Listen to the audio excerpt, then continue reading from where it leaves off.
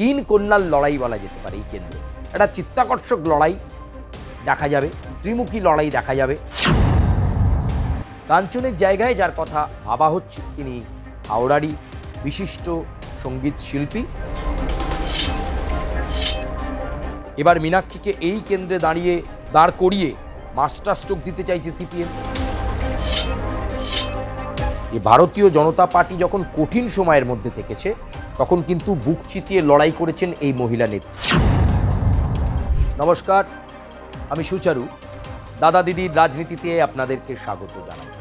দাদা দিদির রাজনীতির প্ল্যাটফর্ম মানেই আপনারা জানেন রাজনৈতিক প্রতিবেদন আপনাদের সামনে একটার পর একটা আমরা রেখে যাচ্ছি। আজকের রাজনৈতিক প্রতিবেদনেও একই রকমভাবে আমরা একটি গুরুত্বপূর্ণ কেন্দ্রের কথা বলবো। যদিও এই কেন্দ্র নিয়ে আপনাদের সঙ্গে আগে আলোচনা হয়েছে, কিন্তু আজকের এই কেন্দ্রটা নতুনভাবে রাজনৈতিকভাবে গুরুত্বপূর্ণ হয়ে উঠেছে। তার কারণ কয়েকটা প্রেক্ষাপট রয়েছে, সেই প্রেক্ষাপটের কারণে গুরুত্বপূর্ণ হয়ে উঠবে। এই কেন্দ্রে আমরা জানিয়েছিলাম যে রাজ্য বামফ্রন্টের পক্ষ থেকে সম্ভাবনাময় প্রার্থী হিসাবে এই কেন্দ্রে ইতিমধ্যেই বারবার সভা মিটিং মিছিলে পাঠানো হচ্ছে মীনাক্ষী মুখোপাধ্যায়। ঠিক ধরেছেন, উত্তরপাড়া বিধানসভার কথা বলছি। এই উত্তরপাড়া বিধানসভায় এবার একটা পরিবর্তন চাইছে সিপিআইএম, এবং মনে করা হচ্ছে উত্তরপাড়াতে সিপিআইএমের যে ভোট ব্যাংক রয়েছে সেই ভোট ব্যাংক মীনাক্ষী মুখোপাধ্যায়কে অক্সিজেন দেবে। সম্ভাব্য প্রার্থী এই কেন্দ্রে হতে পারেন মীনাক্ষী। এটা আমরা আগেই আপনাদেরকে পূর্ববর্তী প্রতিবেদনে অনেক আগে জানিয়ে দিয়েছি। আজকে সে কথাটা বলতে আসে, মীনাক্ষীকে নিয়ে যখন সিপিআইএম প্ল্যান করছে যে উত্তরপাড়া বিধানসভা কেন্দ্রে মীনাক্ষী একটা ফ্যাক্টর হতে চলেছে, ঠিক সেই সময় শাসক দল তৃণমূল কংগ্রেস এই উত্তরপাড়াকে কোনোভাবেই হালকা নিচ্ছে না।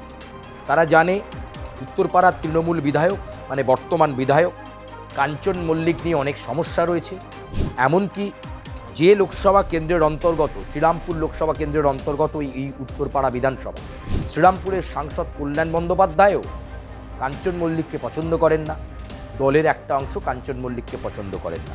ফলে এই কেন্দ্র থেকে এবার কাঞ্চন মল্লিককে টিকিট হয়তো দেওয়া হচ্ছে না, তাকে হয়তো অন্যত্র কোনো নিয়ে যাওয়া হতে পারে, অন্য কোনো কেন্দ্রে নিয়ে যাওয়া হতে পারে, কিন্তু উত্তরপাড়া থেকে তাকে টিকিট না দেওয়ার সম্ভাবনাই 99%।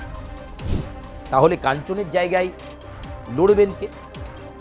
কাঞ্চনের জায়গায় যার কথা ভাবা হচ্ছে তিনি হাওড়ারই বিশিষ্ট সঙ্গীত শিল্পী, তিনি ইমন চক্রবর্তী। ইমনকে ভাবা হচ্ছে, এবং যেহেতু তার একটা স্বচ্ছ ভাবমূর্তি রয়েছে, সঙ্গীত জগতে তার একটা জায়গা রয়েছে, এই স্বচ্ছ ভাবমূর্তি এবং তার সঙ্গীত জগতের এই ভাবমূর্তিটাকে কাজে লাগিয়ে তৃণমূল কংগ্রেস চাইছে এবারে 2026-এর যে বিধানসভা নির্বাচন উত্তরপাড়ায় ইমনকে দাঁড় করিয়ে একটা কার্যকরী ফলাফল করে আবার এই কেন্দ্র নিজেদের দখলে রাখার জন্য। ফলে একদিকে মীনাক্ষী, একদিকে ইমন তৃণমূল কংগ্রেসের। বিজেপিও কিন্তু এই কেন্দ্রে খুব একটা ছেড়ে কথা বলবে না। তার কারণ ভারতীয় জনতা পার্টিও দেখছে যে এবার হাড্ডাহাড্ডি লড়াই দরকার রয়েছে, এবং এই উত্তরপাড়া কেন্দ্রটা এমনিতেই একটা হেভিওয়েট কেন্দ্রে পরিণত হতে যাচ্ছে।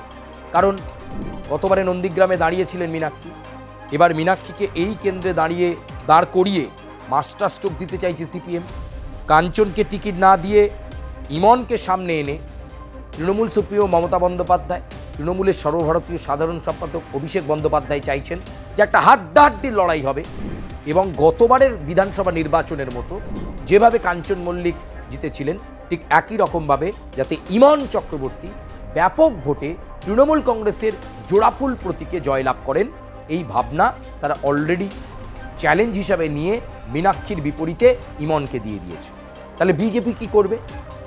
भारतीय जनता पार्टियों छोड़ने वाला नहीं है, उनको भी लड़ाई में आना है। इसीलिए क्या किया, এই জন্য তারা কি করলেন, রাজি করালেন দলের কেন্দ্রীয় নেত্রী প্রাক্তন সাংসদকে। যদিও তার এবারের নির্বাচনে বিধানসভা নির্বাচনে খুব একটা লড়ার ইচ্ছা ছিল না, কিন্তু দল তাকে বোঝানোর চেষ্টা করলো যে ভারতীয় জনতা পার্টি যখন কঠিন সময়ের মধ্যে থেকেছে তখন কিন্তু বুক চিতিয়ে লড়াই করেছেন এই মহিলা নেত্রী।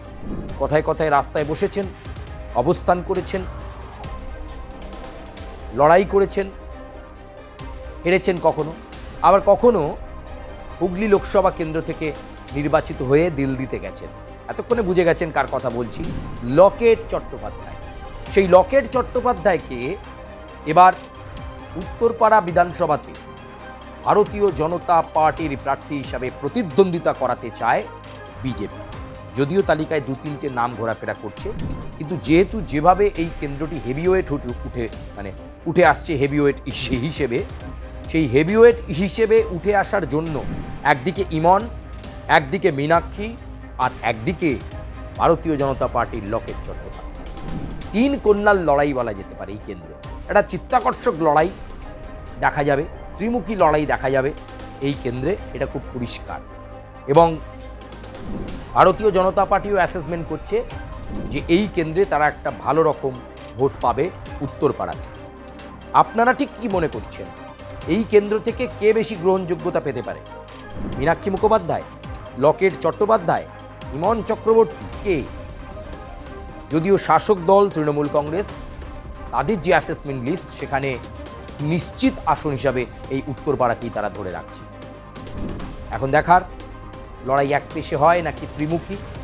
তবে 3 কন্যার এই লড়াই যদি সত্যি উত্তরপাড়ায় হয়, তাহলে দেখবার মতো চিত্তাকর্ষক দুর্দণ্ড একটা লড়াই দেখা যাবে। যেভাবে গতবারে নন্দীগ্রামে দেখা গিয়েছিল, একদিকে মমতা বন্দ্যোপাধ্যায়, একদিকে শুভেন্দু অধিকারী, একদিকে মীনাক্ষী মুখোপাধ্যায়, ঠিক সেরকমভাবেই এবার উত্তরপাড়াতে ত্রিমুখী লড়াই এবং 3 কন্যার লড়াই, নারী শক্তির লড়াই, যেভাবেই ব্যাখ্যা করেন না কেন, সেই লড়াই এবার দেখার প্রবল সম্ভাবনা।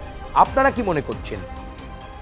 বিজেপি থেকে লকেট চট্টোপাধ্যায়, সিপিএম থেকে মীনাক্ষী মুখোপাধ্যায়, আর তৃণমূল থেকে ইমন চক্রবর্তী, এই 3টে মহিলা প্রার্থীর মধ্যে লড়াই হলে কার গ্রহণযোগ্যতা বেশি, কে শেষ হাসি হাসতে পারে? আপনারা আপনাদের সুচিন্তিত মতামত কমেন্ট বক্সে জানিয়ে দিন দাদা দিদির রাজনীতির প্ল্যাটফর্মে, এবং অবশ্যই লাইক করবেন, সাবস্ক্রাইব করবেন, বেল আইকনে প্রেস করবেন। প্রতিবেদন আর কি ধরনের দেখতে চাইছেন আপনারা জানাবেন, আমরা চেষ্টা করব আপনাদের কাছে আরও সুন্দর প্রতিবেদন তুলে ধরার জন্য। তবে আপাতত দাদা দিদির রাজনীতির এই প্ল্যাটফর্ম থেকে আমি সুচারু বিদায় নিচ্ছি। আপনাদের সঙ্গে আবার দেখা হবে অন্য কোনো রাজনৈতিক প্রতিবেদন নিয়ে, অন্য কিছু কথা হবে, এবং অবশ্যই আপনাদের মতামত আমাদের শিরোধার্য।